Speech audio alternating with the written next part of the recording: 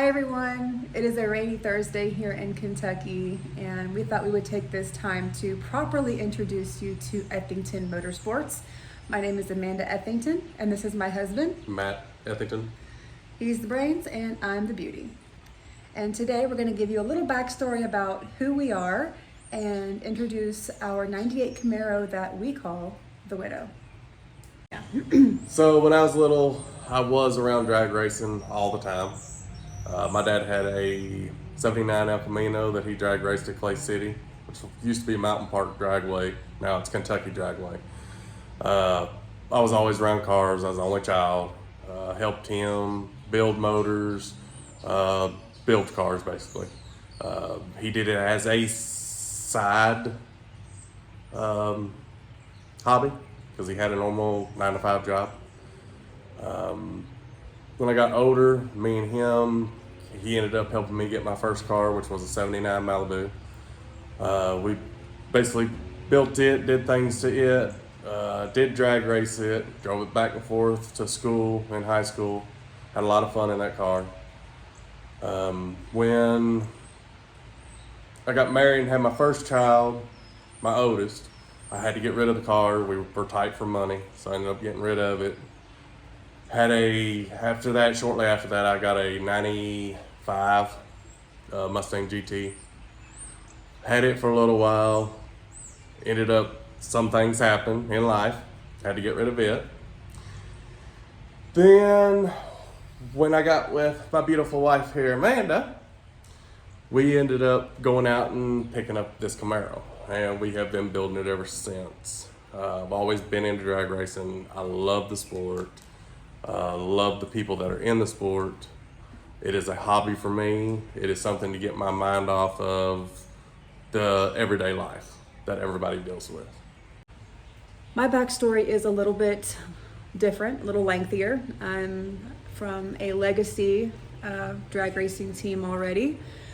My grandfather used to drag race many, many moons ago, and he had two sons, my dad and then my Uncle Gary. And they each ended up being drag racers. So I've literally grown up with it my entire life. Being the only female of the Blankenship Motorsports clan, I never really was able to get into building the cars itself. I was more the make them pretty kind of person. I've always wanted my own car. Completely growing up, that's all I ever wanted. But unfortunately, I got moved down to Kentucky from Cincinnati and didn't get the chance. Unfortunately, my Uncle Gary has passed on, and his two sons now carry on the Blankenship Motorsports legacy out of Cincinnati, Ohio.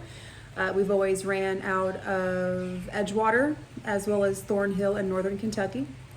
My dad, unfortunately, hasn't been able to race in about 7 or 8 years, if not a little bit more, due to some health conditions, some back issues and such. So now it's pretty much up to us to help carry on this extension of the legacy of Blankenship Motorsports. So I'm kind of a 2-for-1. You work a 9-to-5 job too, don't you? Two of them? Yes. Okay. Yeah, we both work. yeah, I'm in excavating.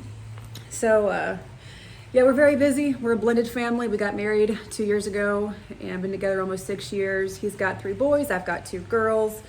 So we're very busy. He works full time. Kids have their own agendas and extracurriculars. I work two jobs. Full time as an IT analyst Monday through Thursdays, and then I work at a pharmacy on the weekends. So I literally work every single day and devote as much time and attention to the Widow as I possibly can when I can. So now we want to talk a little bit how I think we actually lucked out with this Camaro when we did. It was in our first few months of actually being together back in 2018. At that time, I didn't really have a say in what he did because, we were very, very fresh, just starting out. One day he got off work and he's like, "Hey, we're going to Mount Sterling." I was like, "Okay." And why were we going to Mount Sterling? Because I had found this car on Facebook Marketplace. I had a white Chevrolet pickup truck that I drove back and forth to work. It's a 1500 series, single cab, 2-wheel drive truck. Wasn't nothing special by no stretch. I liked it. I thought it was awesome. It was a nice truck. Knowing what I know now, I should have probably kept it, and that would have been the drag car. Yeah. We would have had a drag truck. He's been dying for an S10. But I didn't know that I was going to have a company truck and this, that, and the other. So I found this Camaro in Mount Sterling. Guy was wanting to trade for a pickup truck. We went and looked at it. Had good bones. No rust. Had the LS1 motor in it. Good transmission. Has a 4L60 in it. We test drove it.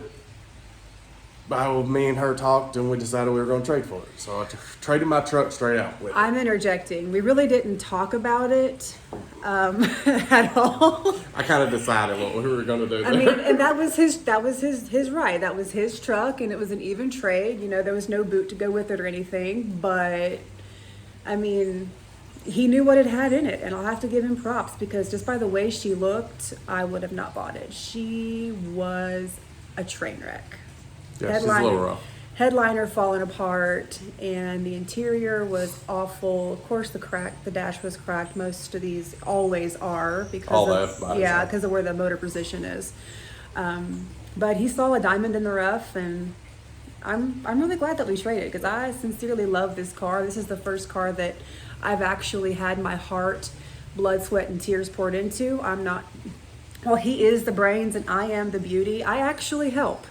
I get my hands. Do a lot of work. I get my hands dirty. I help with body work, and of course, we'll show you all kinds of pictures here in just a moment of just how rough our girl was. But I mean, I have laid on the engine. I've cut my hands. I've gotten filthy dirty. I have had every inch of myself, all my hands in this car. And I drove this car actually after we got it. I actually drove it back and forth to work. For probably close to maybe a year before I actually got a company truck. Yep. And then once I got a company truck, then I said, all right, it's in the garage from now on. We want to build it. And so that's when we started. We don't have a big 2-car garage or a big shop to build out of. I'd love to have one. Don't have at the time we didn't have, a whole bunch of tools either. We were literally starting from the ground up. We were starting from fresh, so we had to go out and buy all the tools and stuff. I knew how to do it all because I've done it all before with my dad. Had project cars and stuff. So when we started fresh, and it was a fresh build, and it was me and her doing it, and the kids whenever they wanted to help. So a lot of time spent out in the garage when we were not working. Yep. To be honest, the whole first year of us even having this vehicle, like after she was kept in the garage, was simply finding parts to make her whole again. Because like I said, the interior was awful. We had to track down doors that didn't sag. We had to get a headliner, the dash, the seats. We had to weld holes in the floor pans because they were rusted through in one spot. It wasn't very big, but he took care of that. And the whole first year was just simply making her whole. Making her basically a solid car. A solid car, yeah. I knew at the time what the plans for the car was, what goals were. I've always had goals for a nice street car, drag car, a weekend warrior, something that I don't have to worry about driving every single day, but we could go out on the weekends and have fun in it and go to the track and be competitive in it. So that's what our goals were at the time. And something we could still, cruise around on a nice day with the T-tops out and just show her off, pretty much. So after that first year of looking for parts to make her whole again, we spent, again, another full year on just the body work. What year did we get the car? It was 2018. 2018. Okay. Yeah, it was 2018. It was like fall-ish, 2018 when we got the car. And so, 2020 we worked on the body work, water sanding it down to get it painted and prepped, which we actually did in this garage. And we'll show you the garage we're talking about. Yeah. You'll see it in the video, how small it is, or how big it is. It's not a lot of room. It's small. It's small, but we made it work. Yeah, we did the paint. We did all the body work ourselves. She learned a lot on body work. I did. knew quite a bit about body work. We had to realign. Paint. We had to line up fenders. We had to line up doors. Like I said, we stuff bought like new that. doors and everything. Everything had to be realigned. I mean, it's still not perfect by any means because she's what I call a blue collar budget build. Yes, it is. So we did the body work. We ended up painting the car here in the garage. Now, I do not have a air compressor or a paint gun for that matter. So our cheapest route, besides going and buying all that, I got to looking and doing some research and figure what the heck, might as well try it. Let's rattle can this car. So this car has been rattle can with Rust-Oleum paint. High gloss. It's a high gloss. What's the color? The color is called Merlot. Merlot. It is a pretty red color. We were trying for wine. She wanted wine.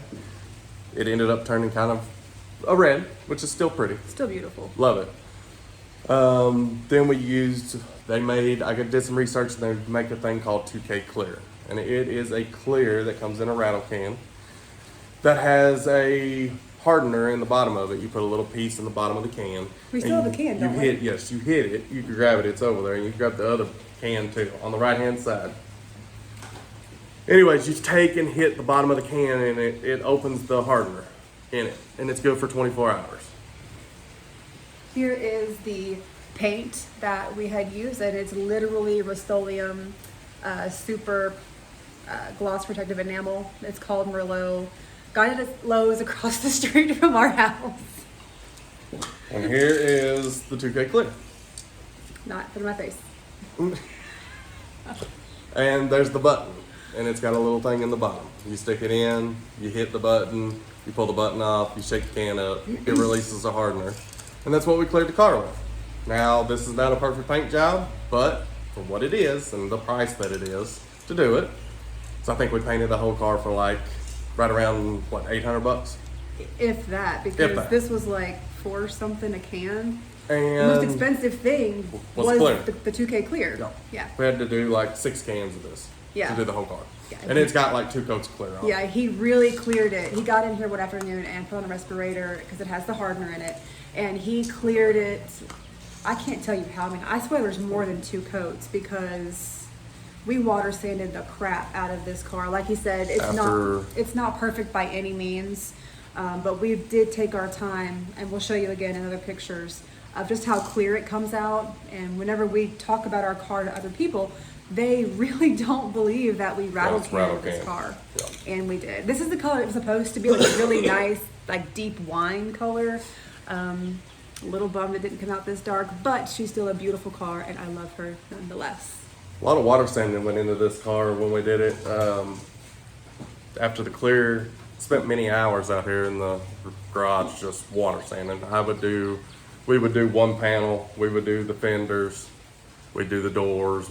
Next day we would come in and do the back, which, you know, it is a T-top car, so most of the top of it's glass. There ain't nothing to do on top. The hood, the trunk, and the sides. That's all we had to do. So it turned out nice. It turned out really nice for what it is.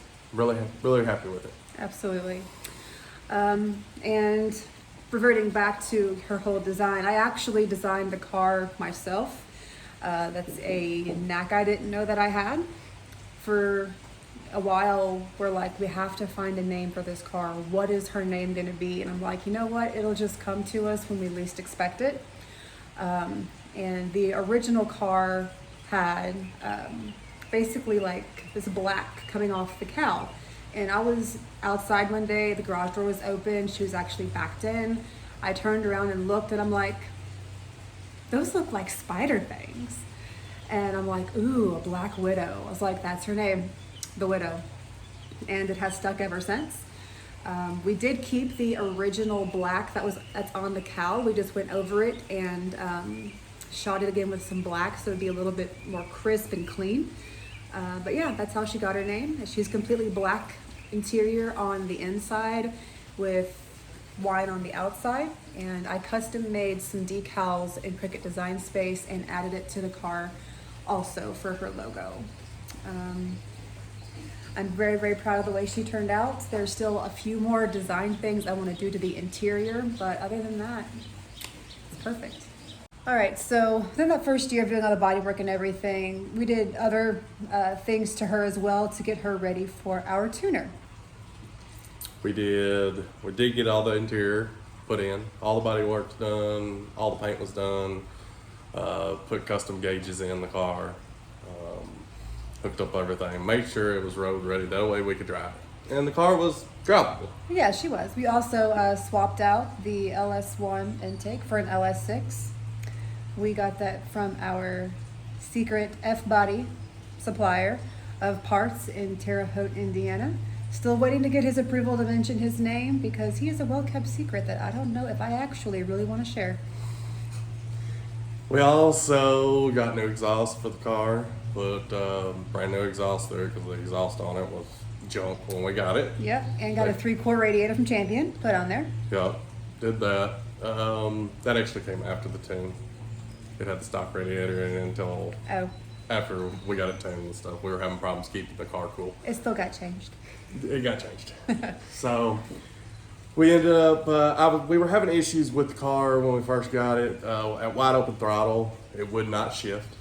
The car, come to find out, was originally a 5-speed car. Whoever had it before us decided to switch it to a automatic. Don't know why. But they got creative with putting, with covering the hole in the firewall. They used the street sign. Yep. So there is a street sign in this car. On the firewall. You got to put it on the rack to see it, but it's there. It's there. So I was trying to find a tuner around. We live in Nicholsville, Kentucky. Trying to find a tuner around. Knew of a couple tuners. Ended up calling and talking to a few guys, and they gave me this guy's number. That was pretty close to where we live. Again, another secret weapon that I don't know if I want to disclose who he is. So I got a hold of him. He actually made a trip to the house here, hooked the computer to it, see what it was doing. Got it where we could get it to his shop, where we could drive it. The car drove normal, under normal driving conditions. It would shift, it would do everything. But at wide open throttle, it would not shift. I'd have to let off the gas before it would shift. That was all in the tune. So we get it to the tuners. A couple other things came up. We ended up switching the computer in it. We went with a 411 computer in it because it had the 98 computer. And with what we were wanting to do with the car, we wanted the capabilities later on down the road. We also changed out the fuel pump as well. Yep, checked the fuel pressure on it. Didn't have very good fuel pressure, so we changed fuel pump, went with a Walboro 255.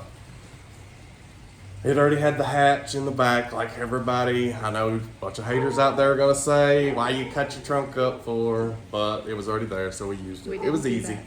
We didn't do that. It's covered now, you can't even tell. No.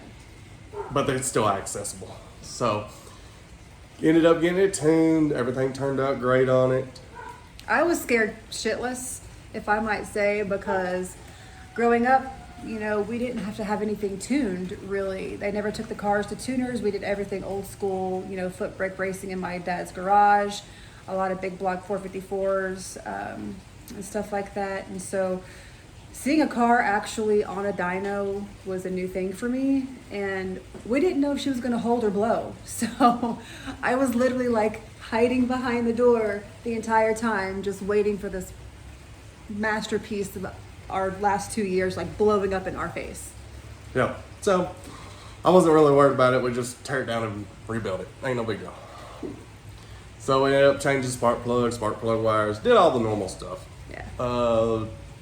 Tuner did tune it, did a fantastic job with it, stuck it on the dyno. We made probably anywhere from 6 to 10 pulls on the car that day. I do have video of it. I will put in there for y'all.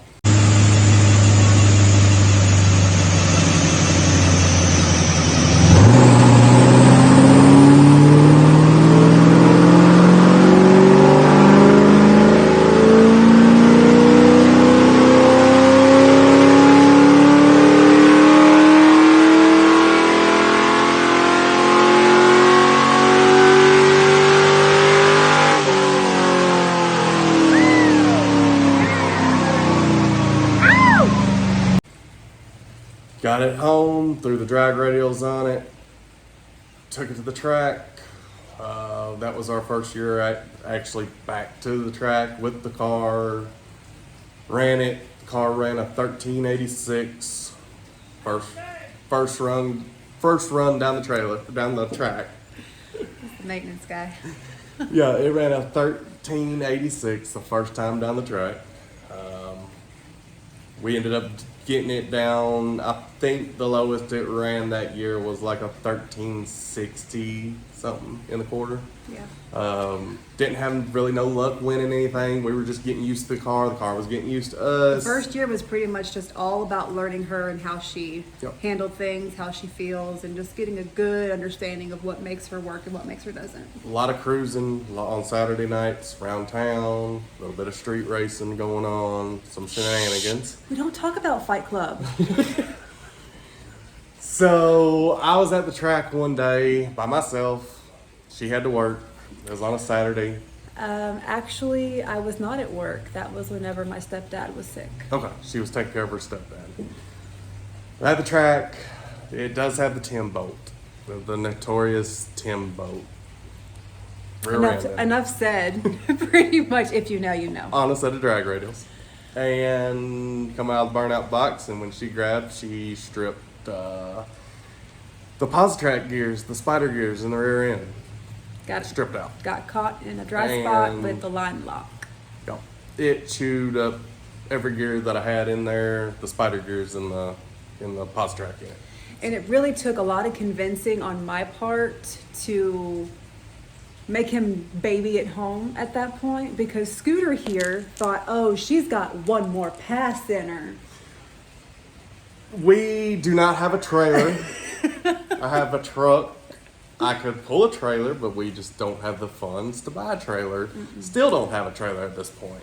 Nope. So I still drive the car to the track on the weekends, race it, and then drive it back home. Drive her back home. And that is the fun of the sport and having a street car, being Part able of to it. do that. It's But part if of you it. break, you're out either a tow bill or something like that. So I babied the car home, got it back here.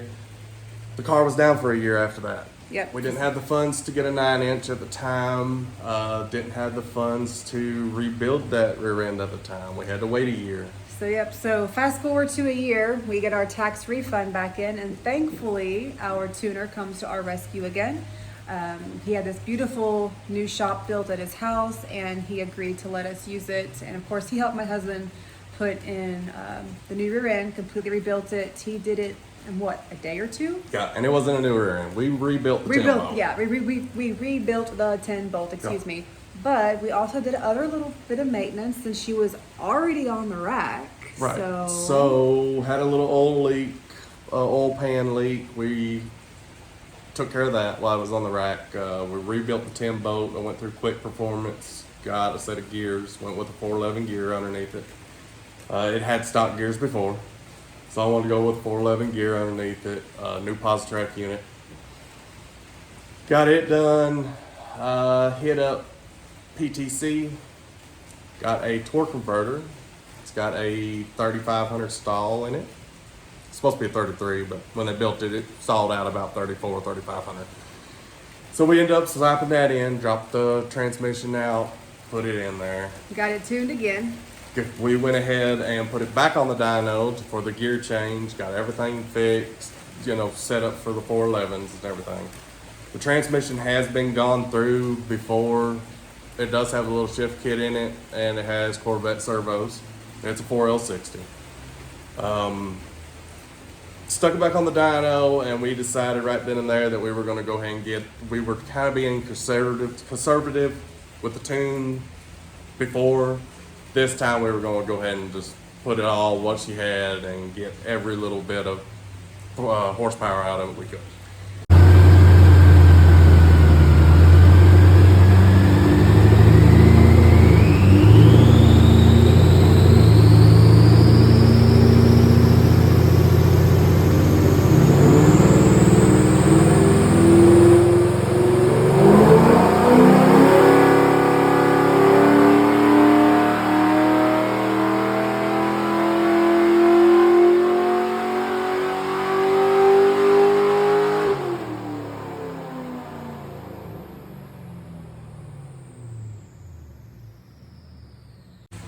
I'm not disclosing any kind of horsepower right now.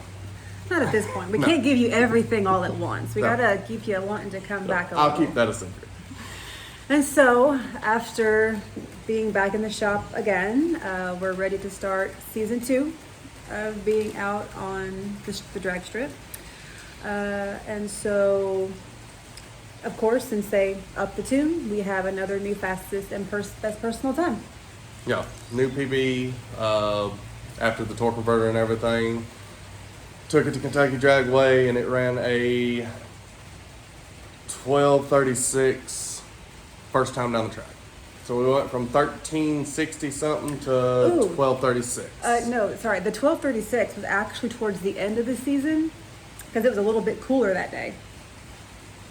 Pretty sure. Well, I'll have to check on that. I Yeah. have the ticket saved. I think it was in May, to be honest with you. I think it was like May 6th. So it was still springtime. But new personal best. The car did a 170 60 foot and I got pictures of it packing the front tire. It's not very high, but it's still lifting it off the ground. There's still some daylight under that tire. It does. We did switch and went with a set of skinnies in the front, set of 17 skinnies in the front. Put it back on the street tire. We got away from the drag radial because it still has a 10 bolt in it as of now, and we want to try to save that for right now. So we are still running on street tires. So they're sitting on a set of Nittos, 555s. They're 18-inch rims. I lower the air pressure down and we make it work. Same thing on the street. If we do any kind of extracurricular activities, we got to make it work on the street. And that's the fun about it. Yeah. And just so happens, our second year, our widow actually got her first win. Yes, in the trophy class at Clay City. Was there with actually all the kids. Kids were there that day. And was able to go quite a few rounds with her and actually bring home a trophy. The car is a LS1. It's the 5.7. It has stock head, stock cam still in the car. We have not changed the heads or the cam. To be honest, a lot of this car still really is stock. Even the suspension on it. It's and still stock. all we can figure out is that it is so worn and just so used that It works. it just works. It works. Like, she will torque and she will hook, and she is like a screaming demon coming off that line whenever that bulb hits green. And you'll see, like, it's just all so old and worn, it just perfectly works together. All right, as you can probably hear, the rain is picking up here, so we're gonna try to get through this because I know that it's probably really aggravating, but we're gonna start talking about her third season. We just got into it, and my husband decided on a Saturday about 2 or 3 weeks ago, he's like, I'm just gonna go down to Clay City, down to the track, and just see what she does. You know, make sure everything's still working properly and that nothing else has, you know, gone wrong while she's been sitting for the winter. And so she started off really strong. He put her in trophy class, and it was $50 to win, and a big check. All right, here's a better look at our big check. Hopefully there'll be many more to come this season. Car did do a personal best that Saturday that I got down there. First time down the track of this season. Did a 166 60 foot, and the car went 12:15 at 108 miles an hour through the port. So very happy. Cooler weather did have a lot to do with that. It did play a part, yeah.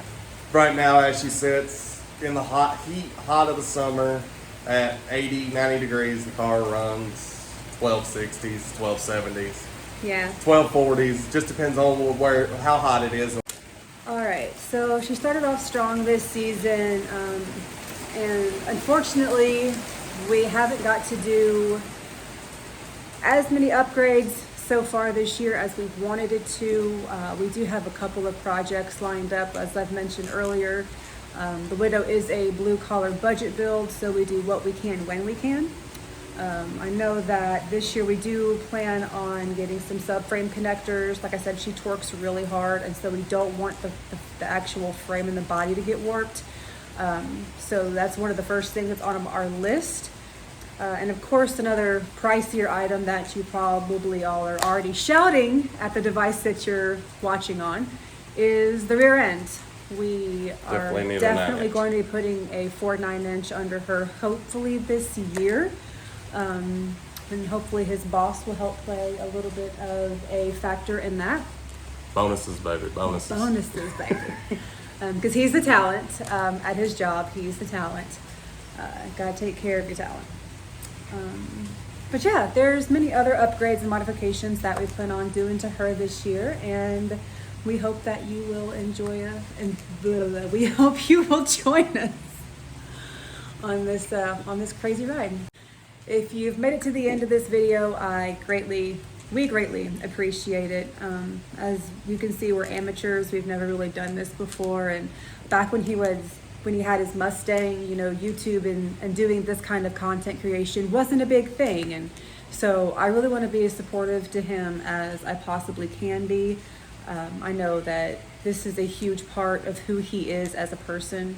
Coming from drag racing family, I know how much these cars mean to these gentlemen, and not just them. It's the people of the pit crew. It's the crew chief who helps put all the time and dedication into their car and driver as well to make sure that they're supported. And so we'll leave you guys with that. Again, thank you for getting to the end of this video with us. We sincerely appreciate it.